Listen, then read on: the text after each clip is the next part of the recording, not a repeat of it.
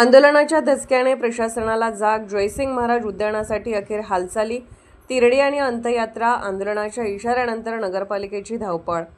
शहरातील एकमेव सार्वजनिक बाग असलेल्या जयसिंग महाराज उद्यानाच्या दुरावस्थेविरोधात स्वराज्य क्रांती जन आंदोलन महाराष्ट्र यांनी दिलेल्या तिरडी व अंत्ययात्रा आंदोलनाच्या इशाऱ्याचा अखेर प्रशासन आणि लोकप्रतिनिधींनी धसका घेतल्याचे चित्र दिसून येत आहे. 16 जून रोजी दिलेल्या निवेदनानुसार 19 जून रोजी तिरडी आंदोलन आणि 23 जून रोजी उद्यानाची प्रतिकात्मक अंत्ययात्रा काढण्याचा निर्धार आंदोलकांनी जाहीर केला होता. या पार्श्वभूमीवर जयसिंगपूरचे लोकनियुक्त नगराध्यक्ष संजय पाटील यड्रावकर यांनी आंदोलकांची भेट घेत आंदोलन मागे घेण्याची विनंती केली. यावेळी बसस्थानकासमोरील बगीचा विकसित करणे तसेच तेथे ओपन जिम उभारण्याचे काम तातडीने सुरू करण्याच्या सूचना संबंधित यंत्रणेला दिल्याचे त्यांनी सांगितले. तसेच संबंधित मक्तेदारामार्फत हे काम पुढील 3 महिन्यात पूर्ण करण्यासाठी आवश्यक कार्यवाही सुरू असल्याचे नमूद करत आंदोलकांना लेखी आश्वासनही देण्यात आले. मात्र या घडामोडीमुळे शहरात वेगळी चर्चा रंगली आहे. काही महिन्यांपूर्वी जयसिंग महाराज उद्यान विकसित करून नागरिकांसाठी खुले करावे अशी मागणी विविध माध्यमातून आणि सोशल मीडियावर जोरदारपणे मांडली जात होती. त्यावेळी प्रशासन आणि लोकप्रतिनिधींनी याकडे अपेक्षित गांभीर्याने लक्ष दिले नसल्याचा आरोप नागरिकांकडून होत आहे. आंदोलनाचा इशारा मिळाल्यानंतरच प्रशासनाला जाग का आली असा सवाल नागरिक उपस्थित करत आहेत. शहराच्या मध्यवर्ती भागातील उद्यान अनेक वर्षे दुर्लक्षित राहिले.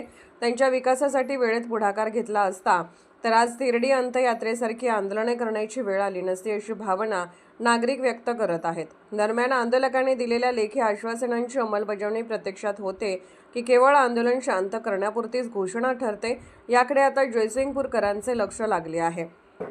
उद्यानाच्या विकासाचे काम प्रत्यक्षात सुरू होऊन नागरिकांसाठी हिरवळ, व्यायाम सुविधा आणि विरंगुळ्याचे केंद्र उपलब्ध होते का याची कसोटी पुढील 3 महिन्यात लागणार आहे.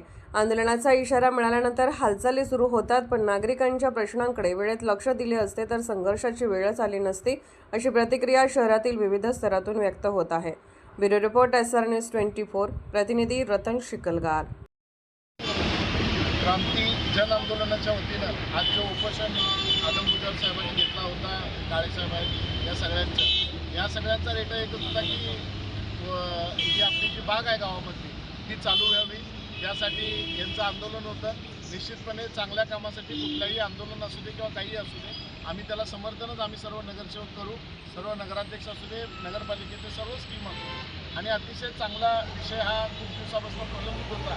तर संबंधित ठेकेदारांना सुद्धा कल्पना दिली की येणाऱ्या 2-3 महिन्यामध्ये जे बागेचं काम आहे ते कंप्लीट करावं आणि ही बाग सर्वसामान्य लोकांना त्यांना खेळण्यासाठी आणि त्यांच्या उपयोगासाठी लवकरात लवकर ही ओपन करून देत आहोत.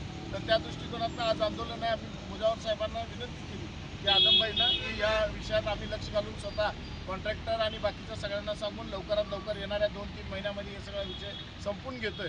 तर त्या अनुषंगाने आमच्या विनंतीस मान देऊन त्यांनी सुद्धा हे उपोषण मागे घेतलं. त्यासाठी त्यांच्या सर्व सहकाऱ्यांचं मी आभार व्यक्त करतो. आणि याच पद्धतीने नगरपालिकेत आंदोलनापेक्षा सुद्धा डायरेक्टली सांगितलं तरी त्या माध्यमातून आम्ही काम करून दिलं असतं तर निश्चितपणे आपण एकमेकाच्या अडीअडचणीवेळी निश्चितपणे आपण नागरिकांच्या उपयोगासाठी नेहमी एकत्रितरित्या काम करू एवढंच या निमित्तानं मी सांगू इच्छितो.